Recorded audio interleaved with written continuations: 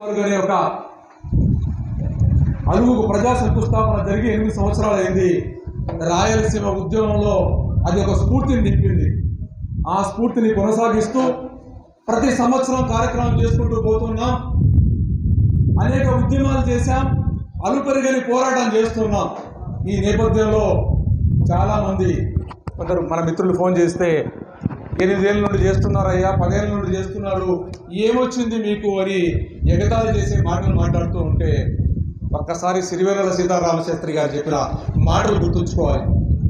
ఏమన్నాడన్నా సిరివెన్నెల సీతారామశాస్త్రి, నిరంతరం ప్రయత్నం చేయి, నీ కార్యాచరణ ఓడిపోవడం కాదు, నీ కార్యాచరణ అంతా ఏ విధంగా ఉండాలి, ప్రయత్నం చేస్తే నిరాశకే నిరాశ కలగాలి అని చెప్పాడు. కనుక నిరాశకే నిరాశ కలిగించేలాగా ప్రయత్నం చేసే కార్యక్రమాన్ని ఈరోజు మనం ముందుకు తీసుకుపోతున్న నేపథ్యంలో మనం నిరాశ పడాల్సిన అవసరం లేదు. మండు టెండలో కార్యక్రమాలు చేస్తే ఈరోజు ప్రకృతి కూడా చల్లని గాలిని ఇచ్చింది, చల్లని వాతావరణం ఇచ్చింది, ఆశీర్వదిస్తుంది. అదేవిధంగానే ఈరోజు మనకు కాబోయే ముఖ్యమంత్రి గారు కూడా, చంద్రబాబు నాయుడు గారు కూడా చల్లని కబురు చెప్పారు. నేను ఈరోజు ప్రజల మనిషిని, ప్రజల మాట వింటాను, అధికారుల మాట వింటాను, మీ మాటలు వింటాను, మీ కార్యక్రమం చేస్తానని చెప్పి మేము దాన్ని ఆహ్వానిస్తూ ఉన్నాం.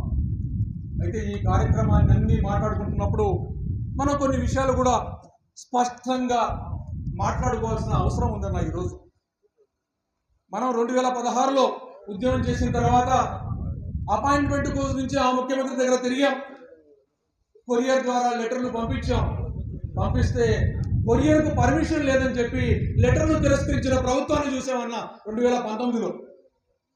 తర్వాత ఈ ప్రభుత్వం వచ్చిన తర్వాత కూడా అనేక సార్లు అనేక విజ్ఞాపనలు, అనేక లెటర్లు పంపించాం. మనం పంపిస్తే ఏమి సమాధానం లేదు, అపాయింట్మెంట్లు లేవు. కృష్ణానది యాజమాన్య బోర్డు కార్యాలయం పెట్టాలని చెప్పి మనం ఎమ్మెల్యేల ద్వారా, మా వాడాల శేఖర్ రెడ్డి పోయి 4 ఎమ్మెల్యేల దగ్గర లెటర్ తెచ్చారు, బీకేఎస్ వాళ్ళు పోయి 3 దగ్గర లెటర్లు తీసుకొచ్చారు, నందిరాసమ్మకి వాళ్ళు పోయి 2-3 దగ్గర లెటర్ తీసుకొచ్చారు. 10-14 లెటర్లను ముఖ్యమంత్రికి చేర్చలేకపోయామన్నా. మేము ముఖ్యమంత్రి గారి దగ్గరికి చేర్చాలంటే ముఖ్యమంత్రి గారు ఆ లెటర్లు తీసుకోమంటేనే తీసుకుంటామన్న ప్రభుత్వాన్ని చూసాం మనం. అంటే ఏం జరిగింది? ప్రజల యొక్క ఆశలను, ఆకాంక్షలను చెప్పాలనుకుంటే వినకపోతే ఆ ప్రభుత్వాన్ని 2019లో ఆ ప్రభుత్వాన్ని గద్దెదించిన ప్రజల యొక్క విఘ్నత మనకు కనపడింది. ఈరోజు 2024లో కూడా మన ఆశలు, ఆకాంక్షలు చెప్పాలని చెప్పి అనేక రూపాలుగా చెప్పినా కూడా ప్రభుత్వాలు వినకపోతే ఏం చేశారన్న, రాయలసీమలో కూడా మా కంచుకోట అనుకున్న చోట కూడా మా మాట వినకపోతే, మా పనులు చేర్చకపోతే, మా కార్యక్రమాలు చేయకపోతే, మా అభివృద్ధి చేయకపోతే మీ స్థానం ఏంటో ఎక్కడో అని 2024లో కూడా చూపించారు. కనుక ఈ నేపథ్యంలో చరిత్రనంతా తెలుసుకున్న వాడిగా 2023లో కల్వకుంట్ల చంద్రశేఖరరావు గారికి కూడా రాచరికంగా ఆయన గార్డెన్లో కూర్చొని, ఆయన ఫామ్ హౌస్లో కూర్చొని సెక్రటరీకి రాకుండా, ప్రజలు వినకుండా చేస్తే ఆయనకు దారి చూపించారు. 2024లో కూడా ఈరోజు కేంద్ర ప్రభుత్వానికి ఎక్కడ కూర్చోబెట్టాలో అక్కడ కూర్చోబెట్టే ప్రయత్నం చేసిన సందర్భంలో ఈరోజు పాలకులు కూడా మనం ప్రజాస్వామ్య వ్యవస్థలో ఉన్నాం, రాచరిక వ్యవస్థలో లేం. ప్రజల యొక్క ఆశలు, ఆకాంక్షలు గమనించకపోతే మనకు చెల్లుబాటు మనం వచ్చే ఎన్నికలని చెప్పి భావిస్తూ చంద్రబాబు నాయుడు గారు ఆ స్టేట్మెంట్ ఇచ్చారని చెప్పి మేము ఆశిస్తున్నాం. ఆయన మాటలకు, ఆయన యాక్షన్స్ కూడా అదే విధంగా ఉంటాయని చెప్పి ఈ సభ ద్వారా మేము ఆశిస్తూ ఉన్నాం. అంతేకాకుండా ఈరోజు చాలామంది ఎందుకు ఓడిపోయామని చెప్పి ఇంటర్నల్గా కానీ బహిర్గతంగా కానీ చాలా కార్యక్రమాలు చేసుకుంటూ అనేక ప్రకటనలు చేస్తున్నారు అధికార పార్టీల వాళ్ళు. అయితే వాళ్ళు ఒక్కసారి నాకు మనసుకు ఏమనిపించిందంటే, మిమ్మల్ని ఎవరు ఓడగొట్టలేదయ్యా, వైఎస్ఆర్సీపీ పార్టీ ఎమ్మెల్యేలు, ఎంపీలే ఓడగొట్టారేమో నా భావన. మరి కరెక్ట్ కాదు, మీరు చెప్పాలి. మనం 2019లో ఎలక్షన్ కూడా అయిపోయిన 27వ తారీఖున, మే 27వ తారీఖున అయిపోయింది. 28వ తారీఖు నుండి పాదయాత్ర చేసుకుంటూ 3 రోజులు ఇక్కడికి ఎండలో 46 డిగ్రీల ఎండలో టెంపరేచర్లో చేసిన తర్వాత ప్రభుత్వం ఆ 31 మధ్యలోనే 28-31 మధ్యనే ప్రభుత్వం ప్రమాణ స్వీకారం చేసి వచ్చిన 10-15 రోజుల్లో ఒక ఎమ్మెల్యే దగ్గరికి అడిగాను, అన్న మా సమస్యలు ఇవి ఉన్నాయి, ముఖ్యమంత్రి గారి దగ్గరికి తీసుకెళ్ళాలి, మమ్మల్ని తీసుకుపోతారా, మీరు తీసుకెళ్తారా అంటే ఆయన చెప్పిన సమాధానం, నేను మిమ్మల్ని తీసుకుపోలేను, నేను చెప్పలేను అన్నాడు. ఆయన అన్న మాటనే ప్రతి ఎమ్మెల్యే నిస్సిగ్గుగా మనం పోయి అడిగితే రాయలసీమ సమస్యను ముఖ్యమంత్రికి దగ్గరికి పోలేకపోయామని చెప్పి ఒక్కరోజు కాదన్న 60 నెలలు చెప్పారు. మరి 60 నెలలు ఎవరు ప్రచారం చేశారు జగన్మోహన్ రెడ్డికి వ్యతిరేకంగా? మేము తీసుకుపోలేము ఈ మాటలని చెప్పి ఎవరు ప్రచారం చేశారన్నా? మనం చేశామా? ఎమ్మెల్యేలు ఎంపీలు చేశారా? ఎమ్మెల్యే ఎంపీలు చేశారు. చేసి ఈరోజు వాళ్ళు ఓడిపోయారు, వాళ్ళ పార్టీని ఓడగొట్టారు. మరి ఒకవేళ నిజమే అనుకుందాం, వాళ్ళు అక్కడికి పోయి మౌనంగా మాట్లాడలేని పరిస్థితి ఉంటే మనకు అనేక వేదికలు ఉన్నాయన్న, అనేక వేదికలు ఉన్నాయి చెప్పడానికి. దానికి ఒక దృష్టాంతమే నంద్యాల ప్రాంతీయ వ్యవసాయ పరిశోధనా స్థానం కోసం 120 ఏళ్ల చరిత్ర ఉన్న పరిశోధనా స్థానం నిలబెట్టాలి. ఈ రీసెర్చ్ చాలా ఇంపార్టెంట్. ఈరోజు వ్యవసాయ ఆధారితమైన ఆంధ్రప్రదేశ్ రాష్ట్రంలో మీరు మెడికల్ కాలేజ్ మేము స్వాగతిస్తున్నాం.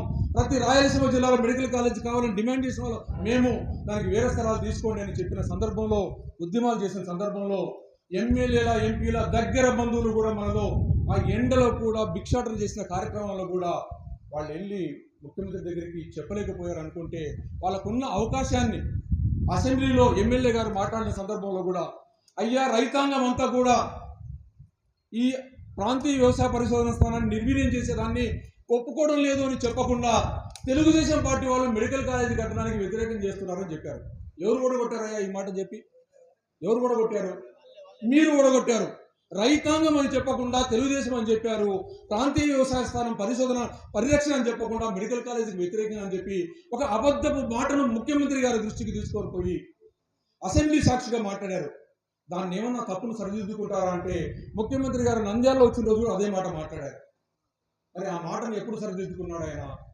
నన్ను అరెస్ట్ చేసిన తర్వాత తెలుగుదేశం పార్టీ వాళ్ళు దండయాత్ర చేస్తే మీరు అరవాల్సిన అవసరం లేదయ్యా, ఈ రైతాంగాల వాళ్ళు మా వాళ్ళు కూడా ఉన్నారు, అందరూ కలిసి పనిచేశారని చెప్పి వైఎస్ఆర్సీపీ సానుభూతి పరులైన రైతు నాయకులు పక్కన పెట్టుకొని స్టేట్మెంట్ ఇచ్చాడు. మరి అదే తెలివి, అదే ఇంగిత జ్ఞానం అసెంబ్లీలో కానీ ముఖ్యమంత్రి గారు కానీ వచ్చినప్పుడు ప్రాంతీయ వ్యవసాయ పరిశోధన నిలబెట్టడం కానీ, అయ్యా కేసీ కెనాల్ రైతులు ఇబ్బంది పడుతున్నారు గుండ్రేవులో కట్టాలని కానీ, లేదా అలగనూరు 7 సంవత్సరాల నుండి డిఫెంట్ అయిపోయింది, 5,000 కోట్ల రూపాయల రైతాంగం నష్టపోతున్నారు, దీనికి ఒక 25 లక్షల రూపాయలు కాంట్రాక్టర్కి ఇస్తే పని మొదలు పెడతారని కానీ, గోరుకల్లు రిజర్వాయర్కు అన్నమయ్య ప్రాజెక్టు గతి పట్టబోతోంది, మీరు పోయి చూడాలన్నా, మనం అందరం పోయి చూడాల్సిన అవసరం ఉంది. ఆ ప్రాజెక్టు పరిస్థితి ఏముందో, దానికి సంవత్సరానికి ఇవ్వాల్సిన నిర్వహణకి ఇవ్వాల్సిన డబ్బులు ఇవ్వకుండా అది తెగిపోయే పరిస్థితి ఉంది. ఈరోజు కుంగులో నింబస్ లాగా వర్షాలు పడితే దాని క్యాచ్మెంట్ ఏరియాలో, కాలబుక్ ఏరియాలో పడితే దానికున్న 2 వంకలకు నీళ్ళు వస్తే ఆ ప్రాజెక్ట్ తెగిపోతుందన్న. మరి ఈ మాటలు చెప్పలేని వాళ్ళు ఎవరు అంటే ప్రజల దగ్గరికి, ప్రజా రిప్రజెంటేటివ్ ఉండి ముఖ్యమంత్రి దగ్గరికి తీసుకుపోవాల్సిన వాళ్ళు ఈ మాటలు చెప్పకుండా తెలుగుదేశం వాళ్ళు మెడికల్ కాలేజీని వ్యతిరేకిస్తున్నారని చెప్పి ఒక దుర్మార్గమైన మాటలతో మీరు ఓడిపోయారు. ఈరోజు 46 డిగ్రీల టెంపరేచర్లో మేము 4 రోజుల ప్రాజెక్టు సందర్శన చేశాం. హెచ్ఎల్సీకి అక్కడ ఓపీడీఆర్ వాళ్ళు, అనంతపురం జలసాధన సమితి వాళ్ళు కలిసి అనంతపూర్లో రాజులపాడు దగ్గరికి పోతే ఆ హెచ్ఎన్ఎస్ఎస్ను బ్రహ్మాండంగా కట్టారని అనుకుంటుంటే అక్కడ 12 పంపులు పెట్టారు. 12 పంపుల్లో 2 పంపులు స్టాండ్ బై ఉంటే 10 పంపుల ద్వారా నీరు పారితే 3,500 క్యూసెక్ల దాన్ని పారాల్సి ఉంటే 4వ పంపు ఆన్ చేస్తే కాలువ తెగిపోతుంది. అంటే పరిస్థితి ఏమి అంటే నిర్వహణ, అది ఆ ప్రాజెక్టు కాలువ సామర్థ్యంతో కట్టలేదు కాబట్టి ఆంధ్రీనియాకు కావాల్సిన నీళ్లు చేరవు. మరి అదేవిధంగా తుంగభద్ర ఎగువ కాలువలో భాగమైన Aluru branch canal, Guntakal branch కెనాలకు దగ్గరికి పోయి చూసి వచ్చాం. ఆ కాలువలు అసలు నీళ్లు వచ్చే పరిస్థితే లేదు. అక్కడ 2,85,000 ఎకరాలకు నీళ్లు పారవలసి ఉంటే నీళ్లున్న సంవత్సరంలో కూడా దానికి కేటాయించిన 32.5 టీఎంసీల నీటిని తీసుకున్న సంవత్సరంలో కూడా 2,80,000 ఎకరాలు 85,000 ఎకరాలకి నీళ్లు పారిందండి. ఇంజనీర్లు స్టేట్మెంట్ ఇస్తే పేపర్లో వచ్చిన తర్వాత కూడా ఒక్క ప్రజాప్రతినిధి కానీ 2 లక్షల ఎకరాలకు నీళ్ళు ఎందుకు పారలేదని ఆత్మ పరిశీలన కానీ ప్రభుత్వం దగ్గర కానీ చెప్పలేని నాయకత్వం ఉన్న సందర్భంలో మీరు ఓడిపోయారు. అది మన కళ్ళకు కనిపించింది.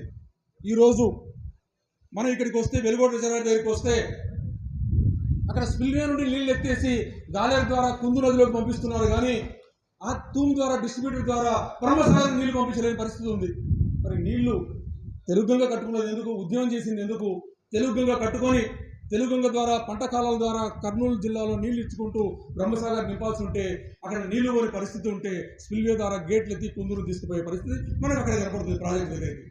మరి 44,000 క్యూసెక్కులు పోతిరెడ్డిపాటు నుండి నీళ్లు తీసుకుపోతున్నాం. ఎస్ఆర్ఎంసీ కానీ అంటే 2019 వరకు ఆ కాలువలు వెడల్పు కాకపోవడం వల్ల, ఎస్ఆర్ఎంసీకి కాలువ వెడల్పు లేకపోవడం వల్ల 25,000 26,000 క్యూసెక్కులు కూడా తీసుకుపోయే పరిస్థితి ఉంది. మరి దాని తర్వాత ఆ కాలువలు వెలుగు పూర్తయిన తర్వాత కూడా ఈ 44,000 క్యూసెక్లు తీసుకుపోతే ఎవరికి ఇస్తారు నీళ్లు? మరకచర్ల క్రాస్ తీసుకుపోతే ఎవరికి ఇస్తారు నీళ్లు? తెలుగుగంగకు 11,500 క్యూసెక్లు తీసుకుపోయిన తర్వాత అక్కడ 11 రోజుల్లో, 12 రోజుల్లో, 14 రోజుల్లో, 15 రోజుల్లో వెలుగొట్టు జలాలు నిండిపోయిన తర్వాత బ్రహ్మసాగర్ నీళ్లు పోకపోతే ఏం చేస్తారు? స్పిల్వే గేట్లు ఎత్తేసి గాలేరు ద్వారా, నిపుణవాగు ద్వారా నెల్లూరు నీళ్ళు తీసుకుపోతారు. అది తీసుకుపోయినా మంచిదే, తీసుకుపోయి అనుకుందాం. మరి ఇంకొక డిస్ట్రిబ్యూటరీ ఛానల్ ఎస్ఆర్బీసీకి గాలేరు నగరికి 23,000 క్యూసెక్లు తీసుకుపోతే ఎక్కడికి ఇస్తారు? ఎస్ఆర్బీసీలో 12,000 అంటే 6 రోజులు నిండిపోతుంది.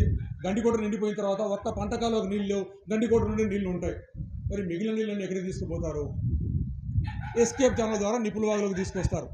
తీసుకొచ్చి కేసీ కెనాల్కి ఇస్తారంటే కేసీ కెనాల్ కాలువ పట్టేది 2,000 క్యూసెక్లే. మిగిలిన 10,000 క్యూసెక్లు ఏం చేస్తారు? నిపుణవాగు నుండి గాలేరు వేసి కుందులు వేసేస్తారు.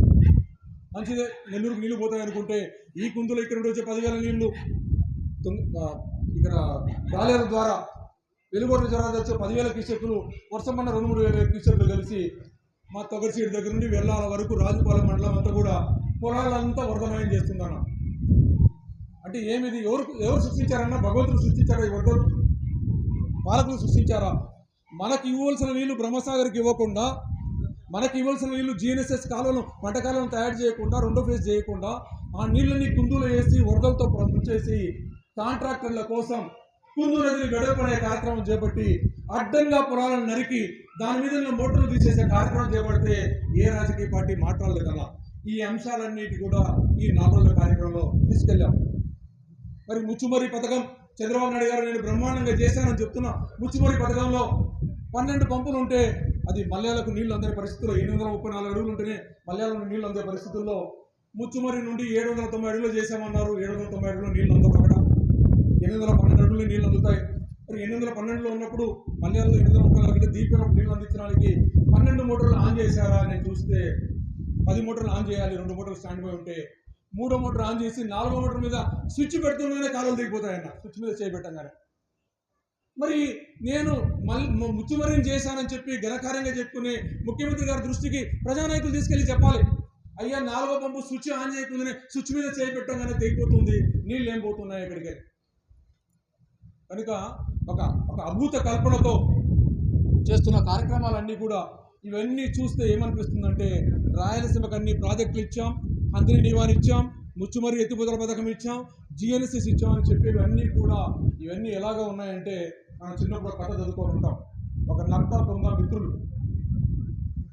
నక్క తెలివైనది కాబట్టి కొంగను భోజనానికి పిలిచి ఒక ప్లేట్ నిండా పాయసం పోసి పెడుతుంది తాగమని చెప్పి. దాని ముక్కు పొడు పాయసం తాగలేదు.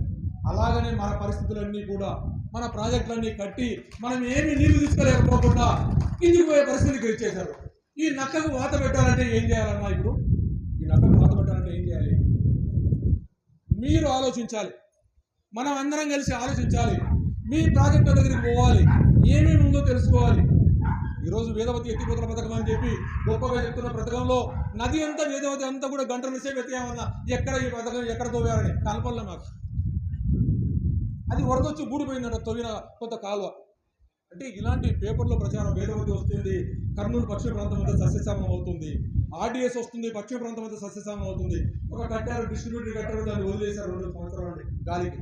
ఇలాంటివన్నీ కూడా ఈరోజు ఈ ప్రభుత్వం మారిన ప్రభుత్వం ఏవైతే ప్రజలు విఘ్నతతో 2019లో బుద్ధి చెప్పారో, ఏదైతే విఘ్నతతో రాయలసీమకు ద్రోహం చేస్తే ఆ పార్టీని కూడా ఒక సీనియర్ జర్నలిస్ట్ నాకు ఫోన్ చేశాడు, సార్ మీ సామాజిక వర్గం బలంగా ఉన్న ప్రాంతంలో కూడా మీ సామాజిక వర్గ నాయకుడిని ఓడించడానికి కారణాలు ఏంటి చెప్పండి. ఏ కారణం చెప్పాలమ్మా?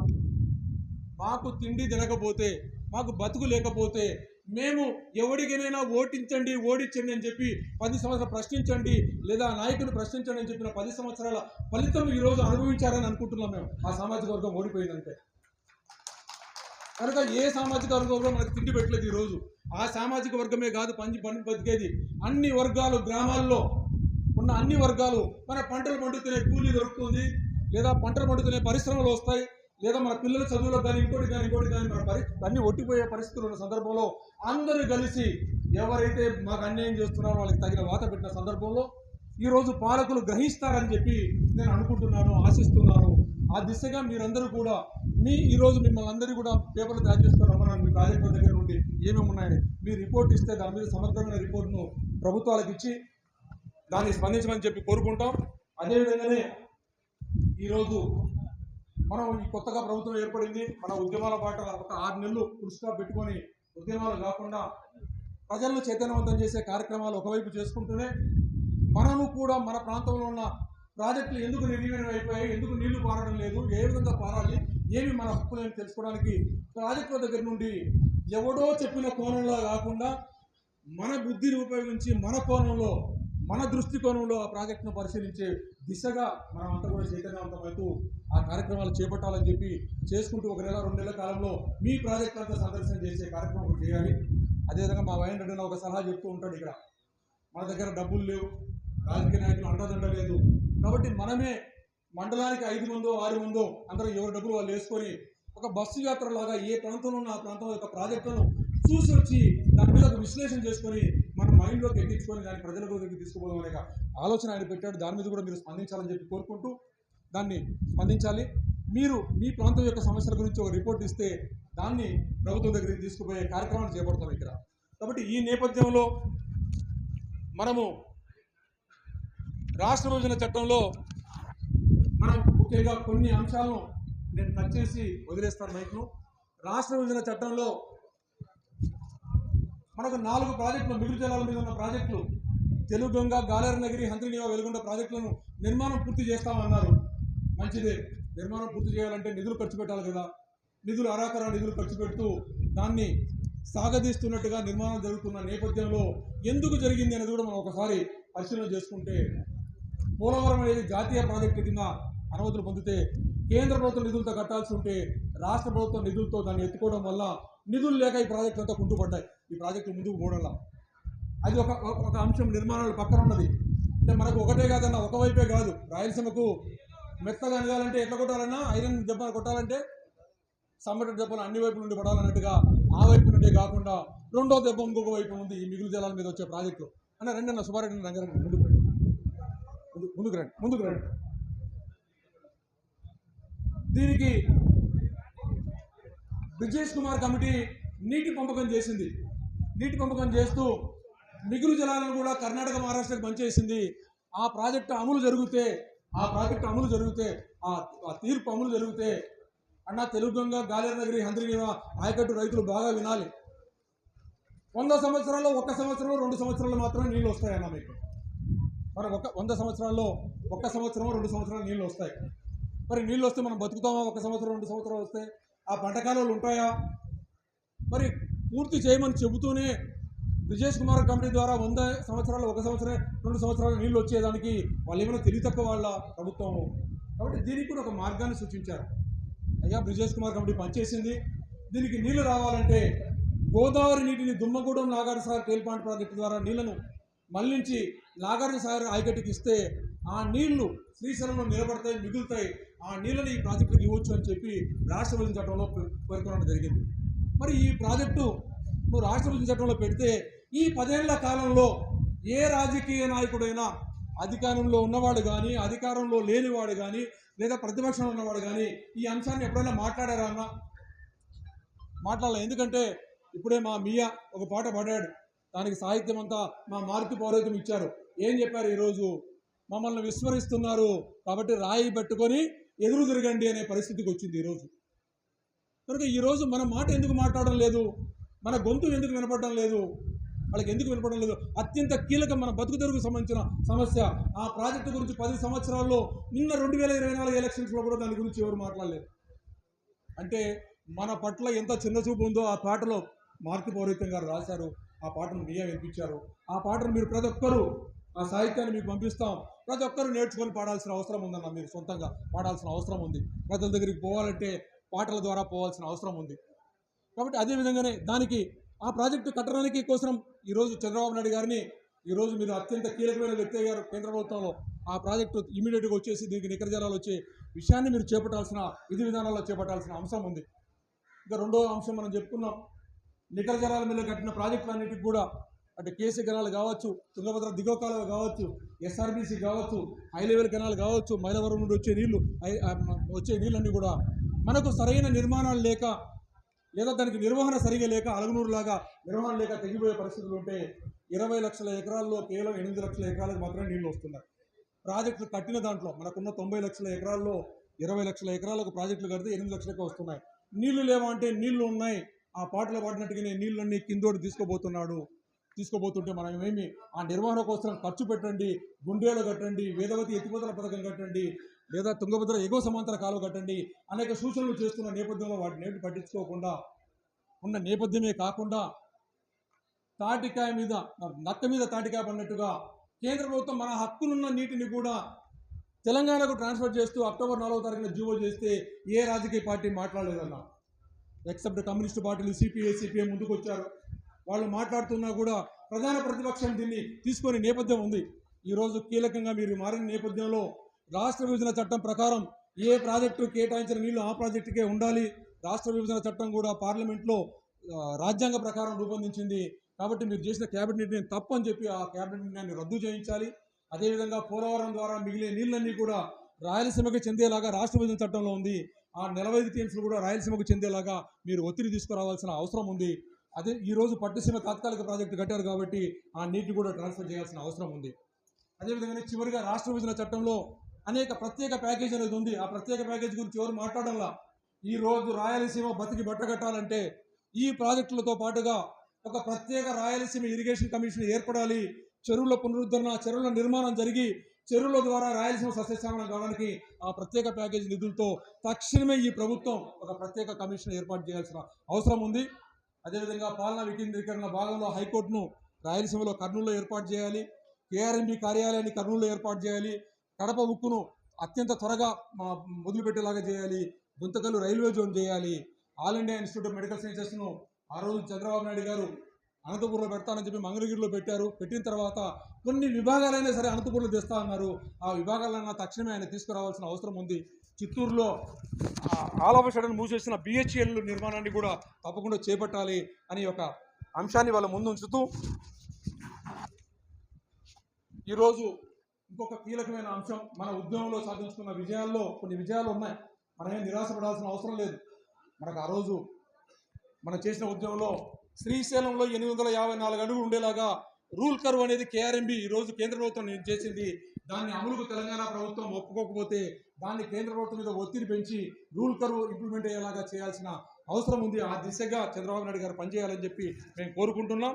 అదేవిధంగా ఎలక్ట్రిసిటీ అనేది చాలా చివరి ప్రాధాన్యత, త్రాగునీరు సాగునీరు ప్రాధాన్యత ఉంది. కాబట్టి ఈ శ్రీశైలాన్ని అంతా ఒట్టిపోయి ఇక్కడ బురద మిగిల్చే కార్యక్రమం కాకుండా మన ఎదురుగా ఇక్కడ సంగమేశ్వరం దగ్గర ఉన్నాం, ఈ సంగమేశ్వరం దగ్గర బురదను కాకుండా నీళ్లు మిగిల్చే కార్యక్రమాన్ని చేపట్టాలని చెప్పి ఆయన కోరుకుంటున్నాం.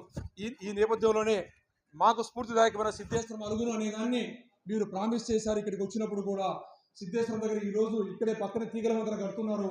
ఆ తీగల వంతెన కాకుండా అలుగు దాంతో పాటుగా బ్రిడ్జితో పాటుగా అలుగు నిర్మాణం చేసి ఇక్కడ ఎప్పుడు 854 అడుగులు ఉండేలాగా చేయాల్సిన అవసరం ఉంది. దీన్ని మేము ప్రత్యేకంగా మిమ్మల్ని ఎందుకు కోరుతున్నామంటే ఈరోజు గ్లోబల్ వార్మింగ్ వల్ల మన మామిడి చెట్లన్నీ కూడా పూతంతా రాలిపోయింది, పూత రాలేదు. అనేక పంటలలో కూడా ఈ గ్లోబల్ వార్మింగ్ రావడం వల్ల పంటల దిగుబడిలో అనేక వ్యత్యాసాలు వస్తున్న నేపథ్యంలో గ్లోబల్ వార్మింగ్ అరికట్టాలంటే కూడా మనం కూడా ఒక ఆలోచన చేయాలి. ఎత్తిపోతల పథకాలకు ఫుల్ స్టాప్ పెట్టాలి. ఎక్కడ తప్పనిసరి అనుకున్నారో అక్కడ మాత్రమే ఎత్తిపోతలు పెట్టుకుంటూ గ్రావిటీ ద్వారా తీసుకొచ్చే నీళ్ళను మాత్రం గ్రావిటీ ద్వారా తీసుకొచ్చే అవకాశం ఉండాలి. ఇక్కడ గ్రావిటీ ద్వారా తీసుకురావడానికి సిద్ధేశ్వరాలు కడితే పోతిరెడ్డిపాడు ద్వారా గ్రావిటీతో తీసుకొచ్చే అవకాశాలు చాలా ఉన్నాయి. కాబట్టి దానికి అత్యంత ప్రాధాన్యత మీరు చేపట్టాలని చెప్పి మేము కోరుకుంటూ ఈరోజు మనం నిరాశపడాల్సిన అవసరం లేదు. మనం ఏవైతే రాష్ట్ర విభజన చట్టంలో అనుమతించామన్నారో తెలుగుగంగా, గాలేరు నగరి, హంద్రీనివా, వెలుగొండ ప్రాజెక్టులు అనుమతి లేవంటే మనం పోరాటం చేసి దానికి అనుమతులు సాధించుకున్నాం, రూల్ కర్వ్ను సాధించుకున్నాం. అదేవిధంగానే ఈరోజు చంద్రబాబు నాయుడు గారు కూడా ప్రజల యొక్క ఆశలు ఆకాంక్షలకు నేను స్పందిస్తానని చెప్పడం కూడా మన విజయంగా మేము భావిస్తున్నాం. అదేవిధంగా జగన్మోహన్ రెడ్డి గారు కూడా శ్రీబాగ్ ఉడంబడికని గౌరవిస్తున్నామని చెబుతూ శ్రీబాగ్ ఉడంబడికలో పాలనా వికేంద్రీకరణలో భాగంగా కొన్ని కార్యాలయాలు పెట్టాడు, కొన్ని కార్యాలయాలు పెట్టలేకపోయాడు, అది వేరే విషయం. కానీ ఈరోజు ఏదైతే శ్రీబాగ్ ఉడంబడికని గౌరవిస్తున్నాం అని చెప్పి శాసనసభలో చెప్పి కొన్ని కార్యాలయాలు ఇక్కడ ఏర్పాటు చేశారో ఆ కార్యాలయాలను దేన్ని కూడా ఇక్కడ నుండి తరలించే కార్యక్రమానికి మాత్రం మీరు ఫుల్ స్టాప్ పెట్టాలని చెప్పి ఈ వేదిక ద్వారా మేము అప్పీల్ చేస్తున్నాం.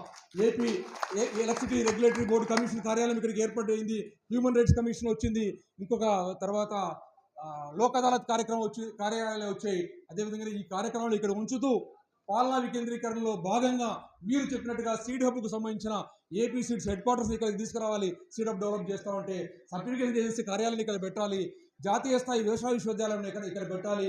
అదేవిధంగానే హార్టికల్చర్ హబ్గా మీరు చేస్తామంటున్న సందర్భంలో ఈరోజు హార్టికల్చర్ హబ్ అని కేవలం మాటలు చెబుతూ ఏదో గాలి వీస్తూ ఉంటే దాన్ని మనం తూర్పు పోసినట్టుగా కాకుండా ఈరోజు హార్టికల్చర్ హబ్గా ఈరోజు కడప జిల్లాలో, అనంతపురం జిల్లాలో నిట్టు నిలువుగా చీని చెట్లన్నీ ఎండిపోతూ ఉన్నాయి.